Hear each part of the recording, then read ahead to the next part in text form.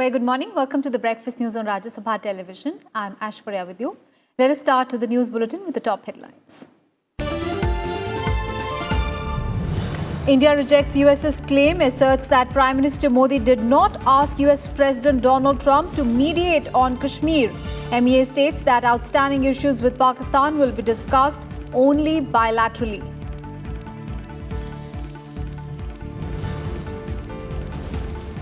Congress, JDS and BJP leaders trade charges in Karnataka Assembly, force adjournment of the House.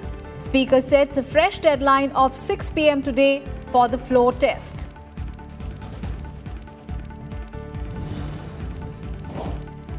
Rajya Sabha to discuss bill to strengthen the POCSO Act. Also listed in the upper house are the appropriation bill and the finance bill. In the Lok Sabha, two bills are scheduled for introduction. The Motor Vehicles Amendment Bill 2019 listed for passing.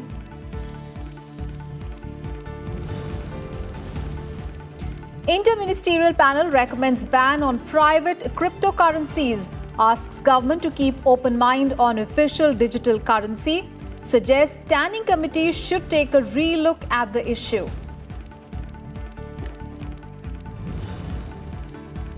And NASA global media congratulate ISRO on the successful launch of Chandrayaan-2.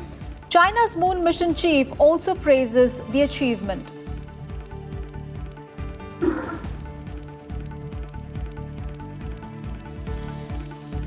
The top story this morning, India has denied US President Donald Trump's claim that Prime Minister Narendra Modi had asked him to mediate on Kashmir. Now, clarifying the matter, External Affairs Ministry spokesperson Ravish Kumar said that it has been India's consistent position that all outstanding issues with Pakistan should be discussed only bilaterally. He added that any engagement with Pakistan would require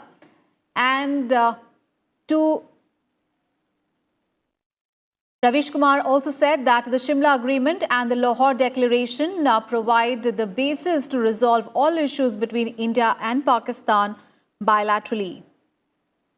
President Donald Trump, who hosted Pakistani Prime Minister Imran Khan at the White House on Monday, had offered to help as a mediator.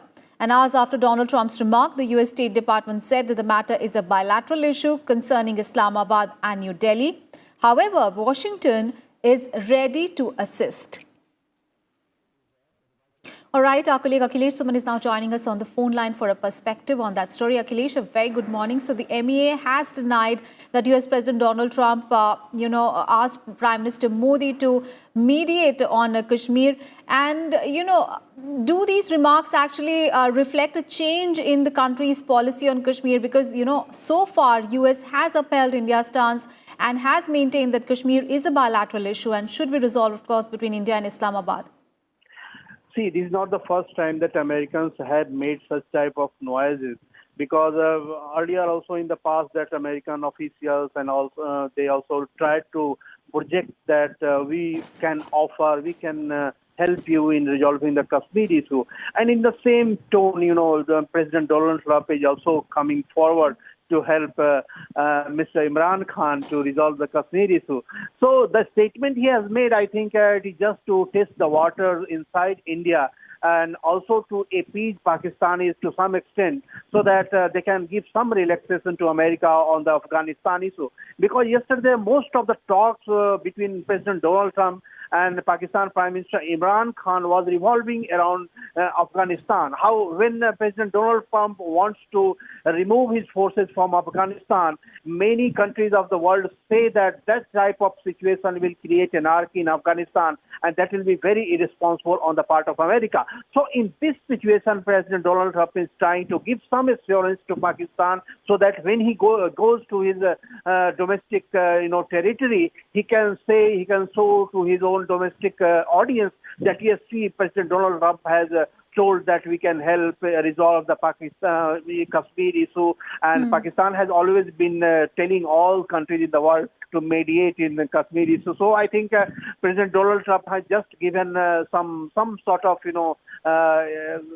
words so that when Prime Minister Imran Khan goes back to Pakistan, he can tell these things. But given the fact that India has always been, and it has been all party consensus in India that it is a bilateral issue between India and Pakistan. So when we were in Osaka also, when G20 summit was happening, and President Donald Trump and Prime Minister Narendra Modi had met there, and we were not told by any of the parties, and there was no talk about this issue, the issue of Kashmir, because India has a principled position that the Kashmir issue will not be discussed with any third party. And if there is a question of talking to Kashmir, it will be talked with Pakistan only when terrorism goes off.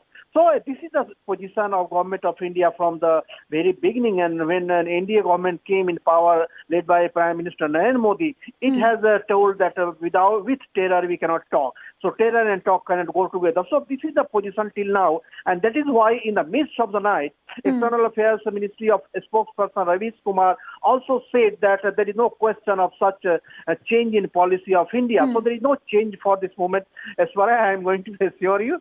So I think this is between President Donald Trump and Prime Minister Imran Khan, how they want to, satisfy Pakistan's domestic constituency, and how President Donald Trump can get some sort of, cooperation on the issue of Afghanistan. I see this whole event in this context only. All right. Thank you so much, Akhilesh, for all those updates there on that big story. And on to news from Karnataka. Well, after missing 2 deadlines set by the governor, Congress-JDS coalition government will face the crucial floor test in the Karnataka Assembly today.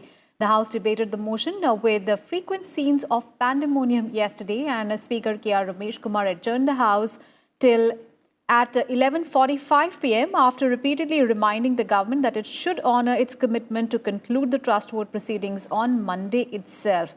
The Speaker categorically stated that the discussion would end by 4 p.m. today, and by 6 p.m. the voting process would be completed. Now, with relentless protest, Congress made its intentions clear that voting will be deferred as the apex court was seized of the pleas by the 2 independent MLAs on the issue of trust vote. Remember, the Supreme Court will hear a fresh plea of 2 independent Karnataka MLAs who are seeking holding of the floor test forthwith in the State Assembly on the trust motion.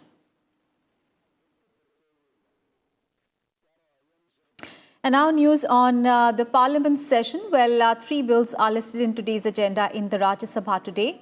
Finance Minister Nirmala Sitharaman will move the appropriation number 2 bill 2019 for consideration and return. It aims to authorize the payment and appropriation of certain sums from and out of the Consolidated Fund of India for the services of the financial year 2019-20. The bill was passed by the Lok Sabha last week. And Finance Minister Nirmala Sitharaman will also move the Finance number 2 bill 2019 for consideration and return. It will give effect to the financial proposal of the central government for the financial year 2019-20. The bill also contains tax proposals of the government for this fiscal. And this bill was also passed in the Lok Sabha earlier on 18th of July. And Women and Child Development Minister Smriti Zubin Irani will move the Protection of Children from Sexual Offences Amendment Bill, or the POCSO Bill, for consideration and passing. It aims to further amend the Protection of Children from Sexual Offences Act 2012, and it aims to make a punishment more stringent and even include death penalty for the offenders involved in sexual crimes against minors. It also provides for stringent punishment for storing and distributing pornographic materials. And also in the upper house today, half-an-hour discussion is slated regarding Clean Ganga Drive.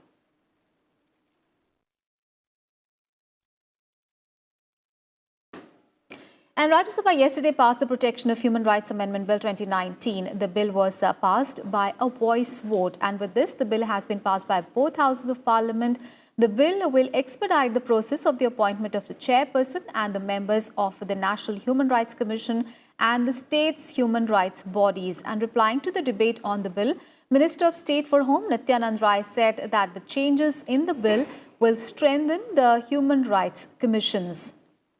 And Home Minister Amit Shah also stressed on the need for amendments in the bill. नागरिकता एक बहुत ही महत्वपूर्ण मामला है, संवेदनशील है, और विदेशी नागरिकों के या अवैध नागरिकों के जो छटाई हो रही है, जिसको प्रमाण देने के लिए कहा जा रहा है, प्रमाण न प्रस्तुत करने की स्थिति में अगर वैसी स्थिति आती है तो डिटेन करने का प्रावधान है, लेकिन उसको कोई कष्ट नहीं। की धारा 4 के तरफ आप सबका ध्यान दिलाना चाहता हूं, जो ह्यूमन राइट कमीशन एक्ट की है। इसकी नियुक्ति कौन करता है? गृह मंत्री के सिफारिश पर प्रधानमंत्री नहीं करते हैं। इसके लिए कमेटी बनी है। कमेटी में कौन है? प्रधानमंत्री है, लोकसभा अध्यक्ष जी हैं, गृह मंत्री हैं, विपक्ष के दोनों सदनों के नेता हैं, राज्यसभा के उपसभापति महोदय स्वयं है, और इतने सारे लोग जब मिलकर लगभग यूनानिमिटी के साथ कोई किसी व्यक्ति की अपॉइंटमेंट करते हैं और उस पर भी हम संशय खड़ा करेंगे मान्यवर, तो मैं नहीं मानता कोई भी लोकतांत्रिक संस्थान काम कर पाएगा। वो बहुत ही सामयिक। Well, this bill amends the Protection of Human Rights Act 1993. It seeks to allow a Supreme Court judge, apart from the Chief Justice of India, to be appointed as the chairperson of the National Human Rights Commission. It also increases the number of its members from 2 to 3. The proposed amendment provides for a reduction in the tenure of the chairpersons of the National and the State Human Rights Commission to 3 years from the present 5 years. All right, our colleague Kriti Mishra is now joining us live from Parliament. A very good morning, Kriti. Kriti, speaking first about Rajya Sabha, yesterday it passed the very important Protection of Human Rights Amendment Bill, and this, of course, happened despite the opposition that was witnessed in the upper house. And as far as today is concerned, we understand that 3 bills are listed for consideration in the upper house, including the very important POXO bill. And also a discussion is slated regarding Clean Ganga Drive. What more can you tell us? Well, Aishwarya, yesterday when the House was disrupted over the issues of Karnataka political turmoil and also on the Sonbhadra violence, remember the chairman had clarified that the Karnataka matter is sub judice. So today we expect important business to be transacted in the upper house. As you've mentioned, there are important bills lined up in the upper house today. The POXO amendment bill to enhance and to enlarge the definition of child pornography and to make punishment very stringent in order to control the cases of sexual violence against children. There are other important bills like the Finance Bill 2019 and also the Appropriation Bill 2019. Remember, these bills have been passed by the Lok Sabha, and in the Appropriation Bill, it empowered the government to withdraw 98.18 lakh crore rupees from the Consolidated Fund of India to meet the expenditure during the current financial year. And even during the passage of the Finance Minister Nirmala Sitharaman had clarified that the tax proposals contained in the Finance Bill 2019 will ensure ease of living for the citizens and will also give a push to the Make in India initiative and digital payments in the country. So those important bills would be taken up in the Rajya Sabha today. So important items on the agenda of the upper house today. Aishwarya? All right, Kriti, stay with us. We'll just come back to you. And several bills are listed in today's agenda in the Lok Sabha as well. Well, 2 bills are listed for introduction, and these include the Code on Wages 2019 bill to amend and to consolidate the laws relating to the wages and bonus and matters concerned therewith or incidental thereof. The Occupational Safety, Health and Working Conditions Code 2019 to consolidate and amend the laws regulating the occupational safety, health and the working conditions of the persons employed in an establishment and the matters connected thereof or incidental thereto. Also in the agenda, 5 bills are listed for consideration and passing. Union Minister Nitin Gadkari will move the Motor Vehicles Amendment Bill 2019 to further amend the Motor Vehicles Act 1988. Home Minister Amit Shah will move the Unlawful Activities Prevention Amendment Bill 2019 for consideration and passing. The bill aims to further amend the Unlawful Activities Prevention Act 1967.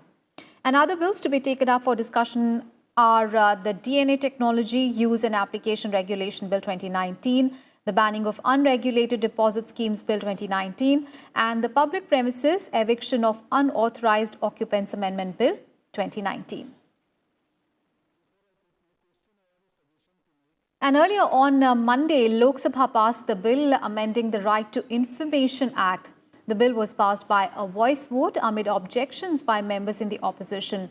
While 218 members voted in favor of the RTI Amendment Bill, 79 voted against it. The Right to Information Amendment Bill 2019 seeks to give the government powers to fix salaries, tenures and other terms and conditions of employment of information commissioners. And earlier replying to the debate, Minister of State for Personnel Jitendra Singh said that it aims at institutionalization, streamlining and the ease of delivery of the RTI Act. He also rejected the opposition's charges that it was an attempt to undermine the law, asserting that the proposed changes are only aimed at streamlining functioning. Therefore, I think in all sincerity, this has been brought in with no motives, with nothing to hide, and with a number of judgments in the recent past also, rather supporting it, but none of them opposing it. And the opinion, as I said, is not emanated only from the government quarters. It has been an opinion held across the sections of society. Let's go back to Kriti Mishra, who's joining us live from Parliament. Kriti, speaking about Lok Sabha, of course, we saw a very important bill was passed yesterday. That is the Right to Information Amendment Bill that was passed. And today, again, there is a huge legislative agenda. We understand that 7 bills are today listed in the agenda in the lower house. What can we expect in the lower house today? Well, in the lower house, of course, you've mentioned that there is heavy legislative agenda. Remember, the Motor Vehicles Amendment Bill has been on the priority of the government for quite some time. Yes. Because during the last 3 years, there have been 1.5 lakh incidents of road accidents, wherein 1.5 lakh lives have been lost. That translates into 400 lives per day. So the government has taken a serious note of it. And with this particular bill, the punishment would be enhanced, the penalties would be enhanced. So this is a very important bill. There's another important bill, which is the Unlawful Activities Prevention Amendment Bill. This bill seeks to designate a person who has terrorist links as a terrorist. This also emphasizes on the zero tolerance policy of the government towards terrorism. There are other important bills like the DNA technology bill and also important bills to be taken up in the Lok Sabha. So heavy legislative agenda in the lower house today. Aishwarya? Right, Kriti, thank you for all those updates there on that story. And as India's ambitious mission to the moon, Chandrayaan-2, successfully took to the skies on Monday, it demonstrated the country's technological excellence, scientific potential and the spirit of exploration.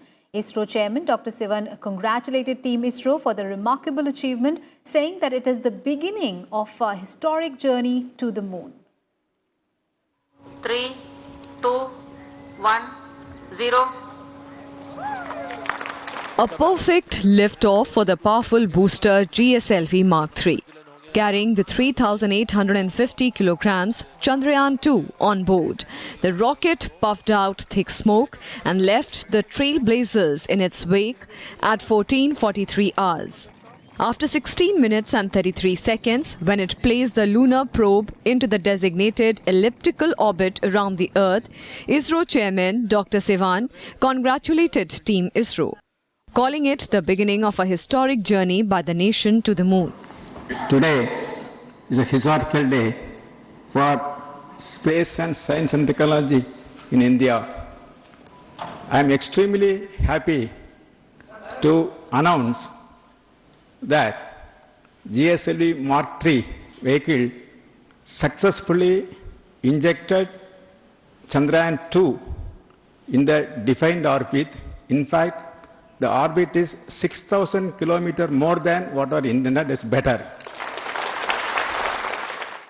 The 978 crore rupees mission will mark a giant leap in India's space research. It will make India only the 4th country to land a rover on moon, whose work will benefit almost every citizen of the world.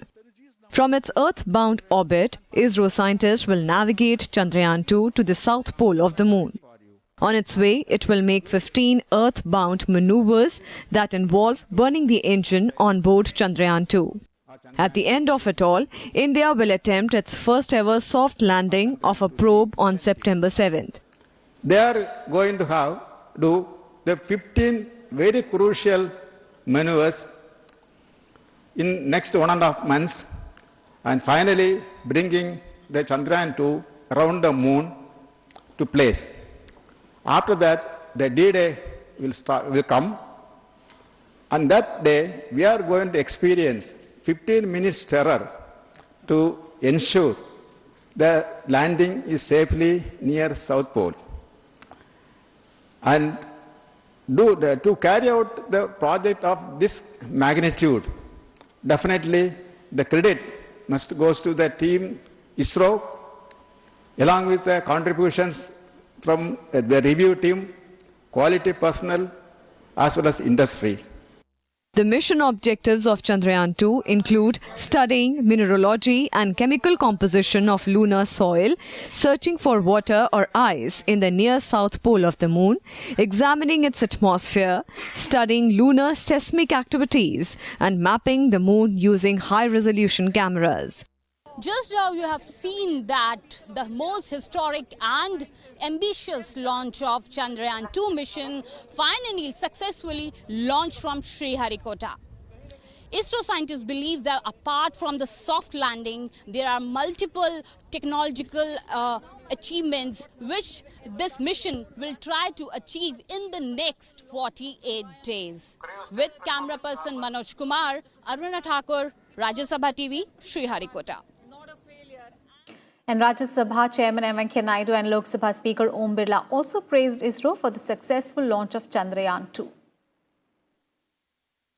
There is a good news. It gives me great happiness to inform the House that Chandrayaan-2 has been successfully launched by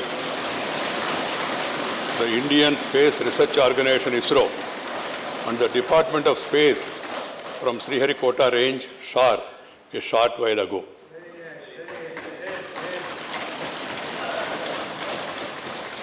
I extend heartiest congratulations to all our countrymen and scientists and personnel of ISRO and Department of Space on behalf of the entire House and also on my own behalf on this momentous achievement.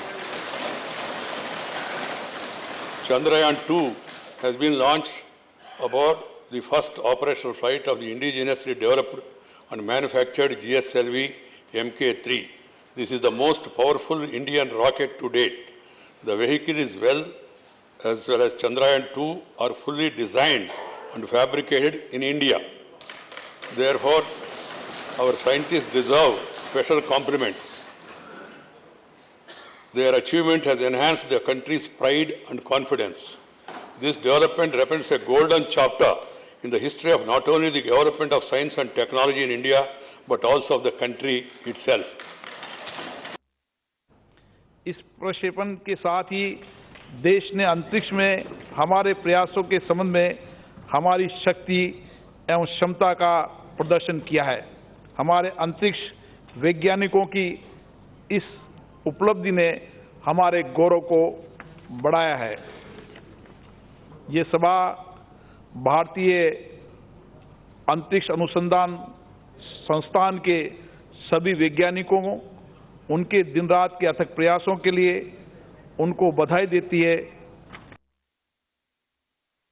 And international media have also hailed India's successful launch of its second moon mission Chandrayaan-2. NASA on Monday congratulated ISRO on the successful launch of Chandrayaan-2 and said that it was looking forward to find out what the Indian Space Agency learns about the lunar South Pole. And China's state-run Xinhua news agency also gave extensive coverage to Chandrayaan-2's launch and the reactions of President Ramnath Kovind and Prime Minister Narendra Modi. On to some other news now. An Interministerial committee has recommended banning the cryptocurrencies in India and imposing fines for carrying activities connected with cryptocurrencies in the country. But it has also proposed that the government keeps an open mind on the official digital currency. The committee was constituted in November 2017 to study the issues related to virtual currencies, and the government said that the report and the draft bill will now be examined in consultation with all concerned departments and regulatory authorities. The report has highlighted the positive aspect of distributed ledger technology and suggested various applications, especially in the finance sector, for the use of DLT in India. The group says that in view of the risks and the volatility in their prices, private cryptocurrencies should be banned and fines should be imposed for carrying any activities connected with them in India. And now an update on the floods in Bihar and Assam. Well, they have claimed 170 lives till Monday, with more than 1 crore people still reeling under the effects of the deluge in the two states.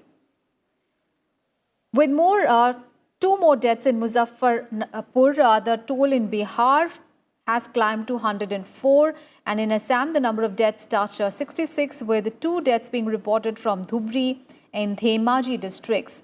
In Bihar, 76.85 lakh people in 12 districts of the state have been hit by the calamity, while in Assam, 30.55 lakh people are grappling with the deluge. In Assam, the flood has also claimed the lives of 187 animals, including 16 rhinos in the Kaziranga National Park.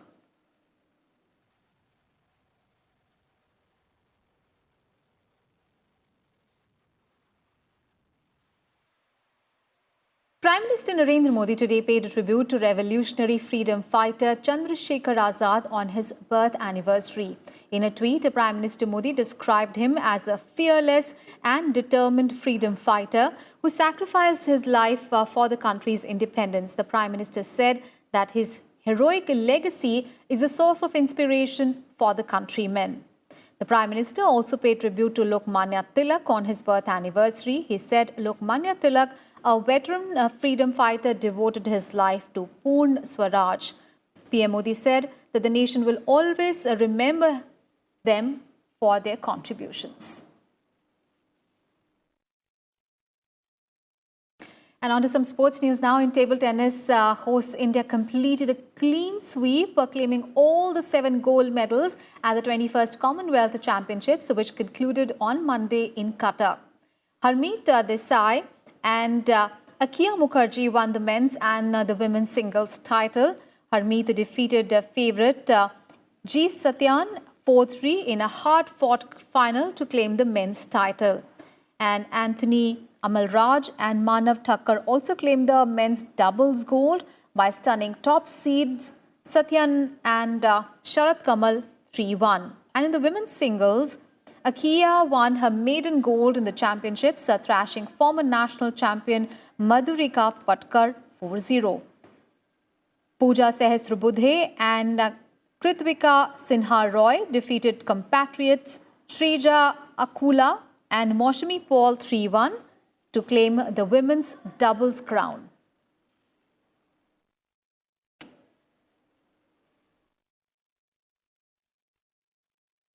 And with that, we wrap up this edition of Breakfast News. Thanks for watching. Have a great day ahead.